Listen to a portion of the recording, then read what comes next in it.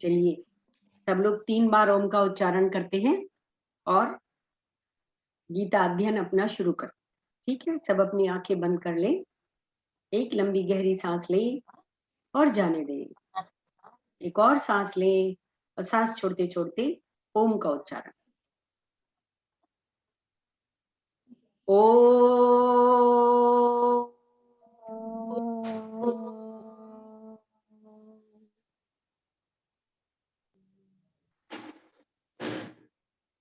ओ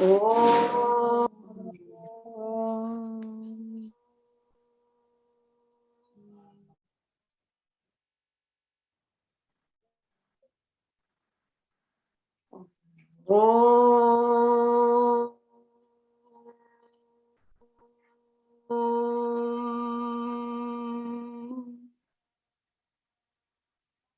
गुरुर्ब्रह्मा गुरुर्विष्णु गुरुर्देवो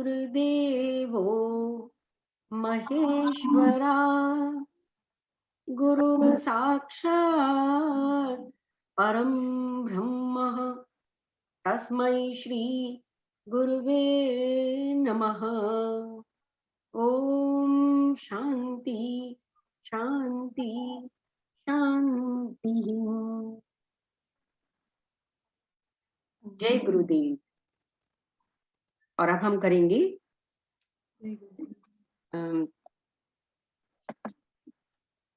म्यूट कर दो पहले।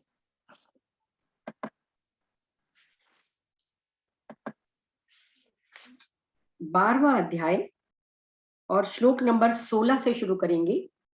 श्लोक नंबर पिछली बार हमने किया था 13 to 15, केवल 3 ही श्लोक कर पाए थे, जिसमें कि कृष्ण भगवान भक्त की क्वालिटीज बता रहे हैं कि ये क्वालिटीज अगर भक्त में होती हैं तो वो मुझे प्रिय है।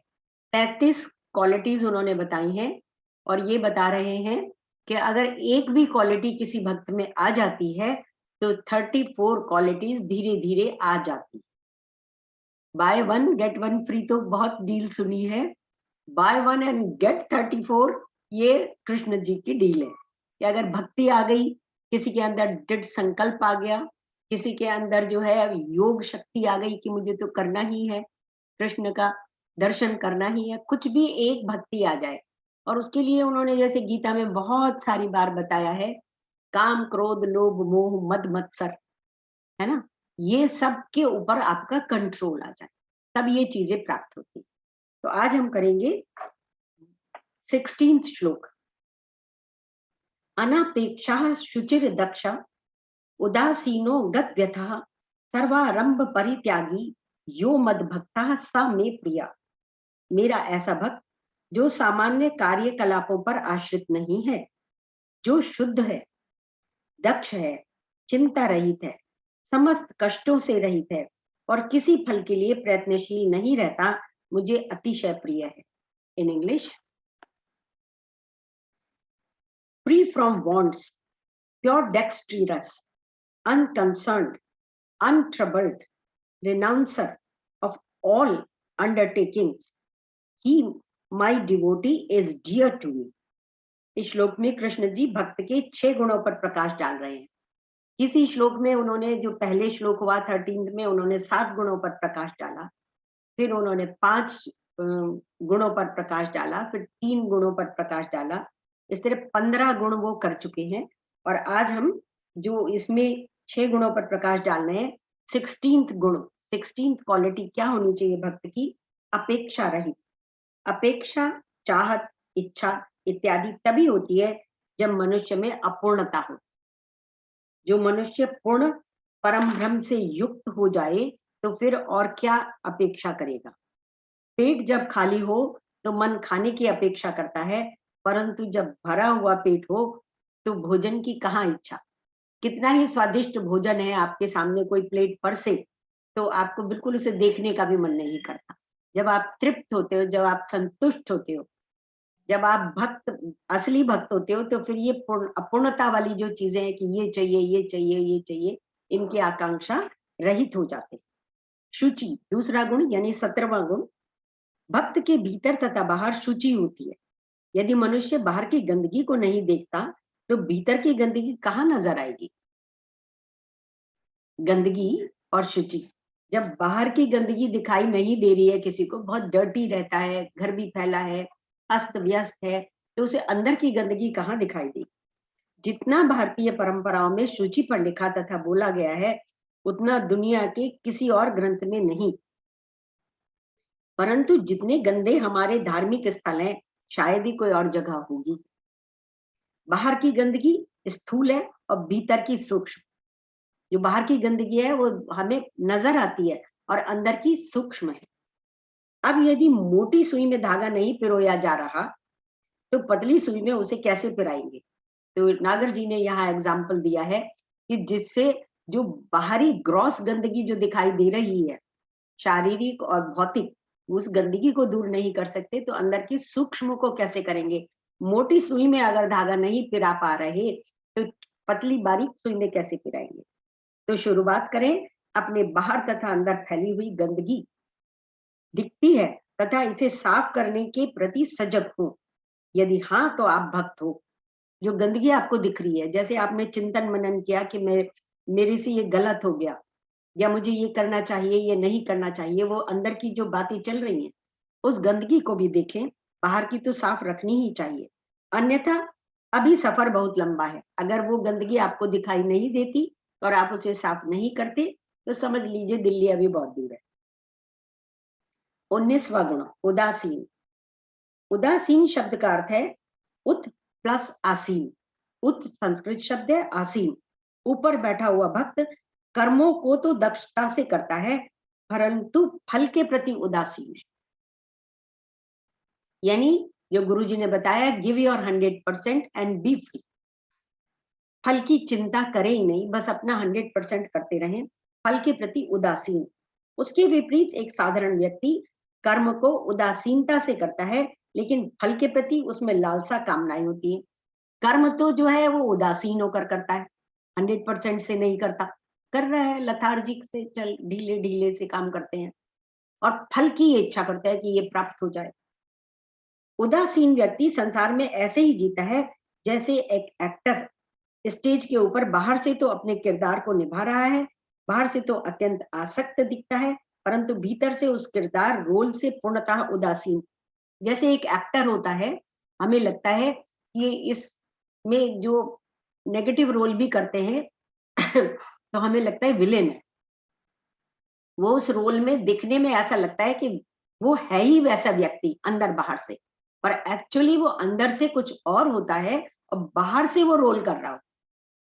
तो क्या है, उदासीन जो होता है फल के प्रति, वो अपने रोल को प्रॉपरली करता है, पूरी इस तरह से करता है कि आपको लगेगा कि सच्ची में ही ऐसा है।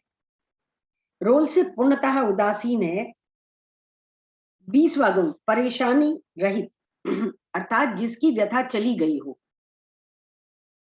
दुख, चिंता, व्यथा, परेशानी, समस्याएं, मुश्किलें इत्यादि अब उसके घर तथा जीवन से दूर चली गई है।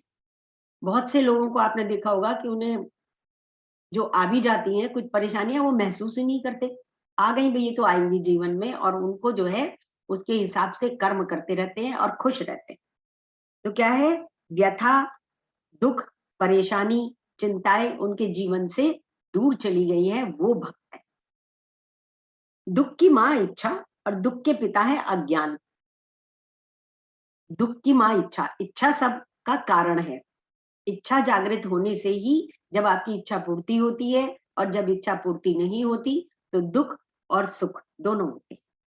अज्ञान, जहां इच्छा और अज्ञान आपके जीवन में आए तो उनकी संतान भी आकर पूरे घर में तथा जीवन पर कब्जा कर लेगी। जब इच्छा आ गई और उसके बाद उसके पिता कौन है, अज्ञान। अज्ञान आ गया, मेरे साथ ही ऐसा क्यों हो रहा है, मुझे ये प्राप्त नहीं हुआ, मुझे ये प्राप्त नहीं हुआ। अज्ञान होकर आप इच्छा कर रहे हैं तो पता चलेगा कि आपके घर में सब आ गए, दुख भी आ गया, चिंता भी आ गई और परेशानी भी आ गई। जो जो मुश्किलें ऊपर बताइए ना, समस्याएं, वो सब आ गई, वो उनके बच्चे हैं। उनको निकालने का एकमात्र उपाय है ज्ञान का दिया जलाकर इच्छा तथा अज्ञान को भगाएं। जब जब इच्छा या अज्ञान आता है तो ज्ञान की जोत जलाएं। तो वो अपने आप भाग जाएंगे। सब आरंभों का त्यागी। सत्य यह है कि कोई भी व्यक्ति किसी काम को आरंभ नहीं कर सकता। हम सब लोग बड़ी बातें करते हैं कि ये काम मैंने शुरू किया, ये मैं कर रहा हूं, ये मैंने किया। तो कहते हैं कोई भी काम कोई व्यक्ति शुरू नहीं कर सकता, प्रारंभ नहीं कर सकता, क्योंकि यदि आप किसी कारखाने का आरंभ करते हो तो बहुत सारे जनों ने अपने परिश्रम से अर्जित बहुत सी चीजें स्वतः ही दे दी हैं। बिजली, सड़क, कच्चा माल, नॉलेज। आप पिछले किए हुए कार्यों में एक और कड़ी ऐड करते हो। केवल आप एक कड़ी उसमें ऐड करते हो। आपने थोड़ा चेंज कर दिया, आपने थोड़ा सा उस काम को आगे कर दिया, लेकिन वो सारा जो काम आपने शुरू करने की बात कर रहे हो, एक्चुअली आपने शुरू नहीं किया। इतने सारे लोगों ने आपको इतनी सारी चीजें पहले से दे रखी है, नॉलेज दे रखी है। इसी इसलिए जिसमें सर्वारंभ का भाव हो वही भक्त है। जिसमें यह भाव हो कि मैंने शुरू किया, तो वह अभी भक्त की दहलीज से नहीं पहुंचा, अभी बहुत दूर है। जब हम ये सोचते हैं ना कि मैंने किया, जब हम मैं पे आ जाते हैं तो भक्त की दहलीज से आप बहुत दूर हो गए। और जब ये हो कि सर्वारंभ सबके सहयोग से हुआ, जब ये भाव होता है तो फिर वो काम में आपने कड़ी जोड़ दी होती। 17वां श्लोक।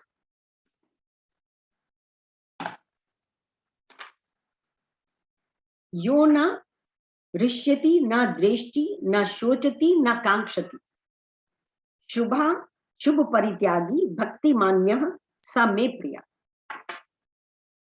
जो न कभी हर्षित होता है ना शोक करता है, जो ना तो पछताता है ना इच्छा करता है, तथा जो शुभ तथा अशुभ दोनों प्रकार की वस्तुओं का परित्याग कर देता है, ऐसा भक्त मुझे अत्यंत प्रिय है। एक भी गुण को पाना is very very difficult. In English, he who neither rejoices nor hates nor grieves nor desires, renouncer of good and evil, he who is full of devotion is dear to me। इस श्लोक में कृष्ण जी ने भक्त के 5 अन्य गुणों पर प्रकाश डाला है। 22, 23, 24, 25 गुण एक साथ इसमें आ गए हैं।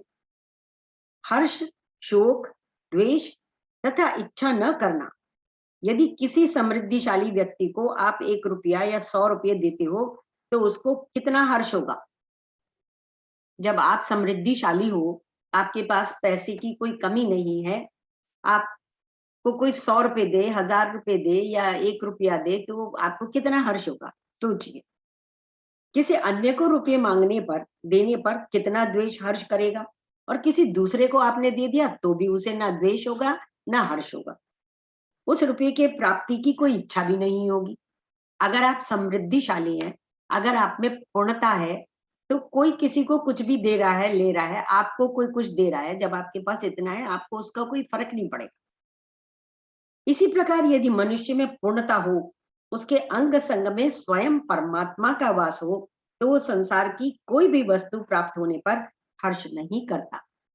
भौतिक वस्तु प्राप्त करने पर संसार की वो हर्ष नहीं करता, और ना प्राप्त होने पर शोक नहीं करता। इच्छा के मूल में अपूर्णता है। जब भी इच्छा होती है किसी चीज की, तो इसका मतलब वो चीज की हमारे पास कमी है। जैसे ही पूर्णता आ जाए मन में, इन हर्ष, शोक, द्वेष, इच्छा के विचारों से ऊपर निकल जाए। जैसे पूर्णता आए तो हर्ष, शोक, द्वेष इन इच्छा के विचारों से ऊपर निकल जाता है। 26वां गुण, शुभ अशुभ दोनों को त्यागने वाला। शुभ और अशुभ का मापदंड सामाजिक, व्यवहारिक, भौगोलिक इत्यादि तो हो सकता है, परंतु आध्यात्मिक कभी नहीं हो सकता। उदाहरण के लिए, उत्तर भारत में सिर पर पल्लू करना शुभ है, जबकि दक्षिण भारत में अशुभ माना जाता है।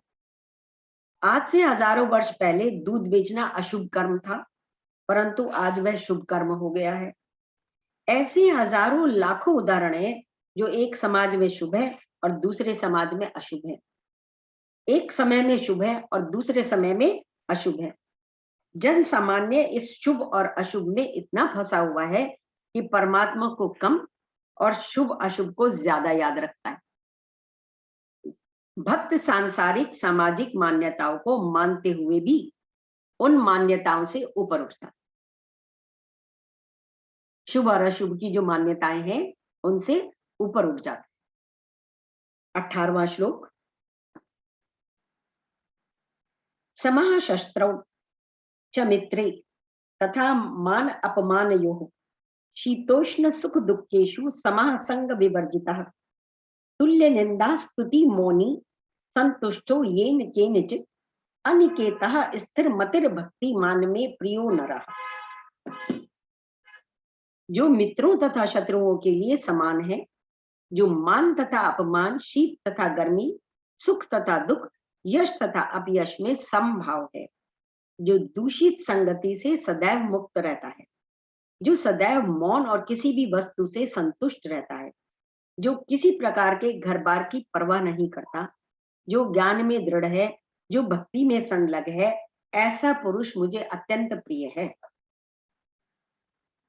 इन्होंने 18 और 19 एक साथ कर दिए हैं गीता जी में। डिफरेंट गीता में कहीं इकट्ठे ले लिए हैं, कहीं पर अलग अलग कर दिए। तो 18वें श्लोक का इंग्लिश में है, alike to friend and foe and also to honor and dishonor, alike to heat and cold, to joy and sorrow, entirely free from attachment। जो आसक्त हो जाते हैं हम किसी चीज के लिए कि मेरी है, हाय मेरा लॉस हो गया, हाय मुझे ये प्राप्त नहीं हुआ, ये जो हम अटैचमेंट होता है ना, इससे भी मुक्त।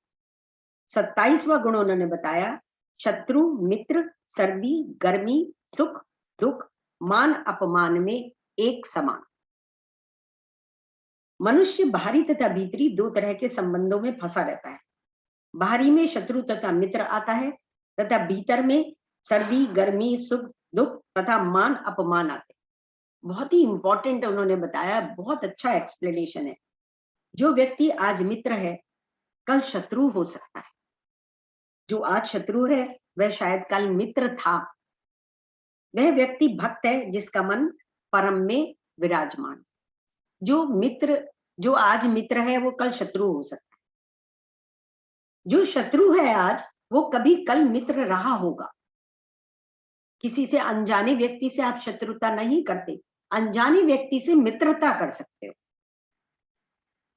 जो व्यक्ति आज मित्र है कल शत्रु हो सकता है, जो आज शत्रु है वह शायद कल मित्र था। वह व्यक्ति भक्त है जिसका मन परम में विराजमान है, इसलिए शत्रु और मित्र उसे विचलित नहीं कर सकते। वो किसी को भी शत्रु और मित्र नहीं मानता, वो परम में विराजमान है, परम ही उसके सब कुछ है। हमारे जीवन में 3 तरह के परिवर्तन होते हैं, शरीर का, मन का तथा बुद्धि का। शारीरिक संबंध में सर्दी गर्मी हमें प्रभावित करती है, ट्रू। मन के संबंध में सुख दुख हमें परेशान करते हैं तथा बुद्धि के संबंध में मान अपमान से हम प्रभावित हो जाते हैं। अधिकतर मनुष्य शरीर और मन के परिवर्तन को सह जाते हैं, परंतु सबसे कठिन है मान अपमान को संभालना। सारे कर्मों के पीछे मुख्य बिंदु है, वह है मान और अपमान। भक्त वह है जो इन परिवर्तनों से ऊपर उठा हुआ है। हमारी सोच पर मान अपमान का इतना गहरा असर है कि अगले श्लोक में कृष्ण जी इस गुण का पुनः एक अलग गुण के स्तर पर विवेचना करेंगे। 28वां गुण, संग रहित। संग रहित स्थिति तभी आएगी जब आप उस परमात्मा के संग से युक्त हो जाओ। हर जगह जहां हम भी जाते हैं, सत्संग में जा रहे हैं, मीटिंग में जा रहे हैं, कहीं भी जा रहे हैं, घूमने जा रहे हैं, तो हमें संग की आवश्यकता होती है। किसके साथ जाए? जब संग रहित हो जाए कि वो साथ है, जब उससे युक्त हो जाएंगे तो संग रहित हो जाएंगे। अच्छी वस्तुओं और व्यक्तियों के संग के बाद बेकार की वस्तुओं और व्यक्तियों से निसंगता प्राप्त हो जाती है। अब आप और हम पसंद करने लगे हैं सत्संग में जाना, तो ये हमारी अच्छी संगत हो। अब जो बेकार की संगत थी, जो लोगों की बैठ के गॉसिपिंग करनी, बुराइयां करनी, उसने यूं किया उसने ये किया, उस वाली संगत से हमारी विरक्ति हो गई।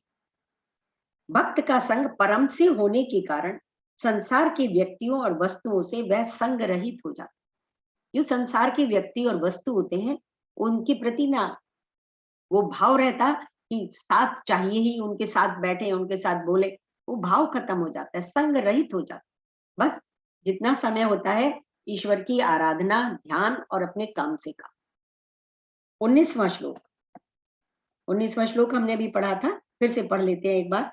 तुल्य निंदा स्तुति मौनी संतुष्टो येन केनचित अनिकेतः स्थिर मतिर भक्ति मान में प्रियो नरः।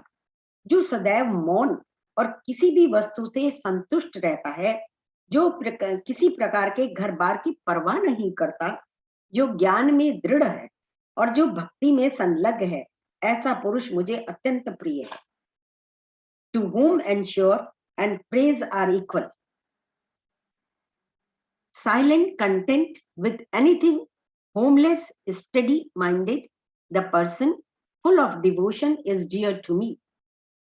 जिसको निंदा तथा स्तुति तुल्य है, चाहे उसकी निंदा करें चाहे उसकी स्तुति करें, ना वो स्तुति सुनकर ज्यादा कहते हैं ना ताड़ के पेड़ पर चढ़ता है, और ना निंदा सुनकर एकदम डिप्रेशन में आता है।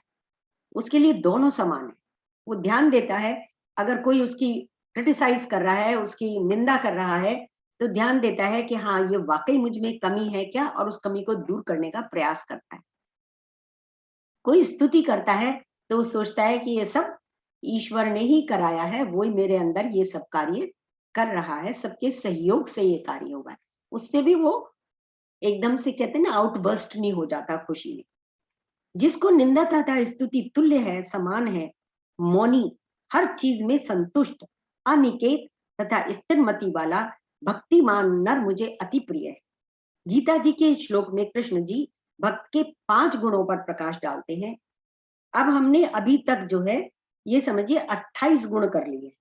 अब हम 29वां गुण कर रहे हैं, निंदा और स्तुति में सम। आप कुछ भी करें, कुछ लोग आपकी स्तुति करेंगे व कुछ जन निंदा करेंगे।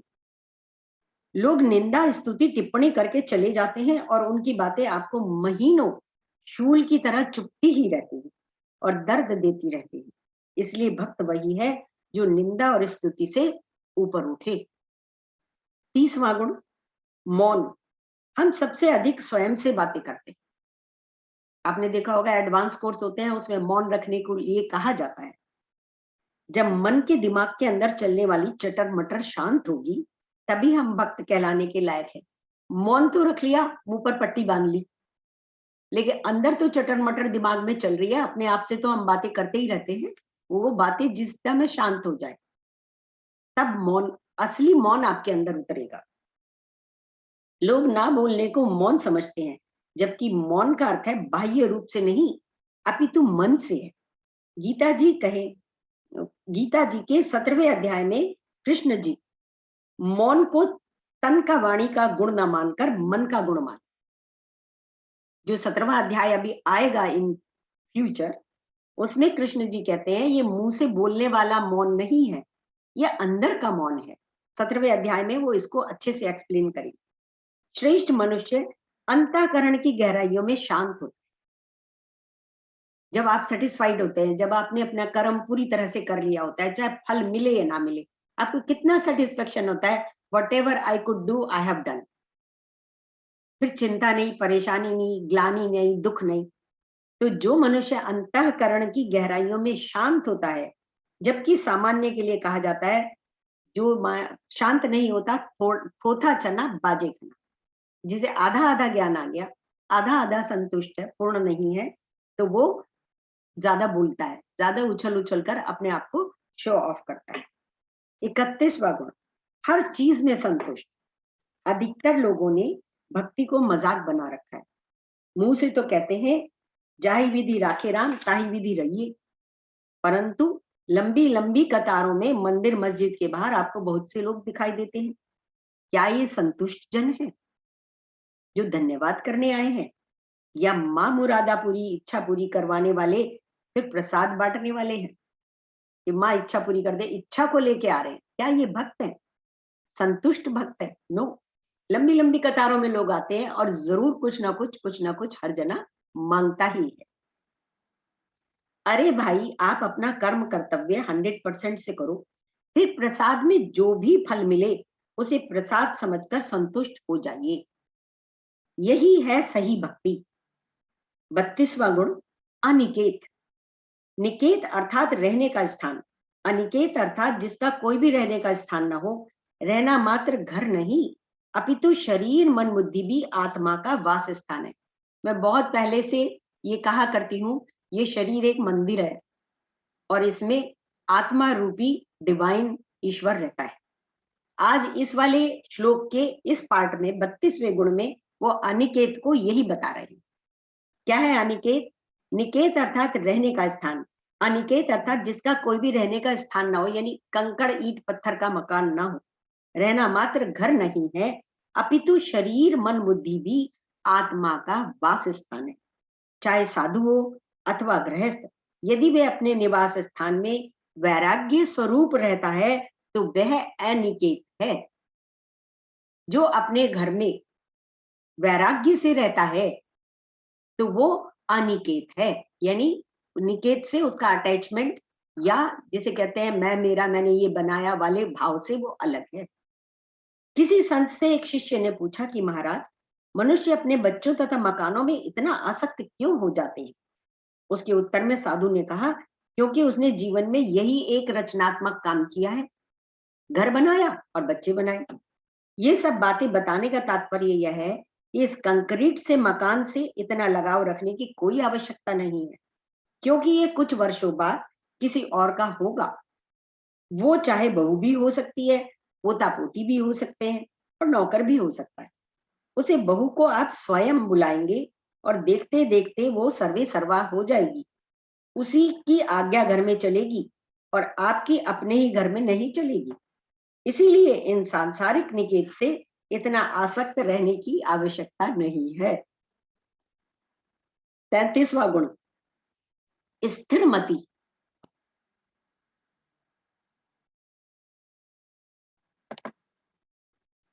मति अर्थात बुद्धि, स्थिर अर्थात ठहरी हुई। इसलिए स्थिर मति अर्थात जिसकी बुद्धि परिपक्व हो गई हो। आम मनुष्य की बुद्धि एकदम डोल जाती है। सबसे पहले मन विचलित होता है, तत्पश्चात बुद्धि हिल जाती है। जब मन बुद्धि हिल जाते हैं तो शरीर भी कमजोर हो जाता है। उसके विपरीत स्थिर बुद्धि मनुष्य का मन तथा तन एकाग्रता से कर्तव्य कर्म करते हैं। वही एकाग्रता मनुष्य को उसके परम लक्ष्य आत्म साक्षात्कार तक पहुंचाती है। 20वां श्लोक। ये तु धर्मामृतम इदम यथोक्तम पर्युपासते श्रद्धा नाम मत परमा भक्तास्ते अतीव में प्रिया। जो इस भक्ति के असर अमर पथ का अनुसरण करते हैं, जो मुझे ही अपना चरम लक्ष्य बनाकर श्रद्धा सहित पूर्ण रूपेण संलग्न रहते हैं, वे भक्त मुझे अत्यंत प्रिय हैं। In English, they indeed who follow the immortal dharma as declared, endured with Shraddha, regarding me as supreme, those devotees are exceedingly dear to me. वो मुझे बहुत प्रिय है।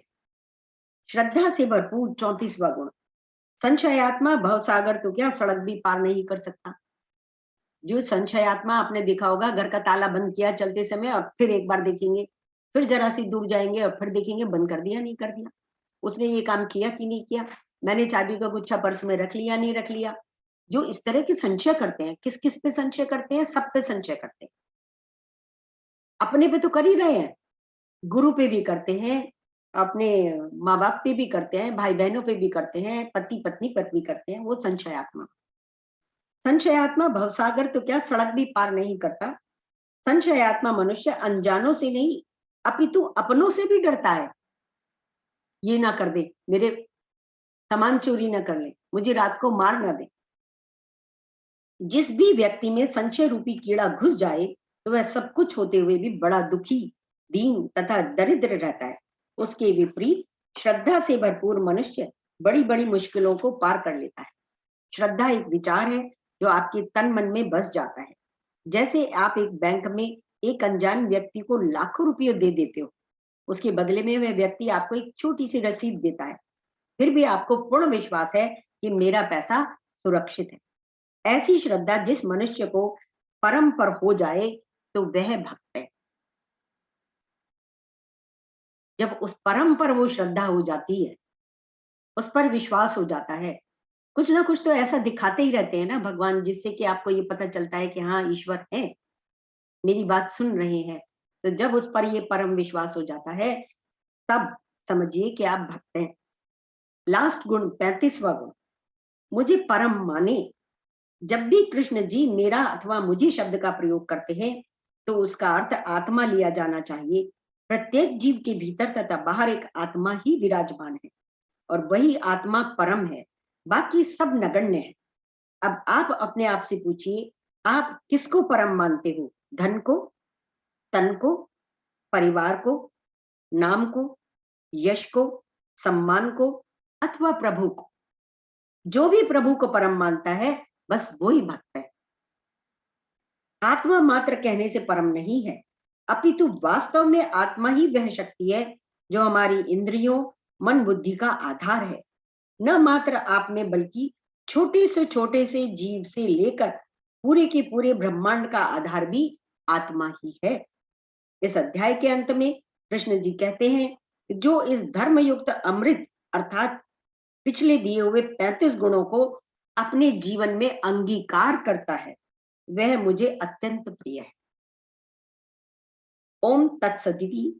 श्रीमद् भगवत गीतासु उपनिषत्सु ब्रह्म विद्यायां योग शास्त्रे श्री कृष्ण अर्जुन संवादे भक्ति योगो नाम 12वां अध्याय। और अब हम करते हैं डिस्कशन।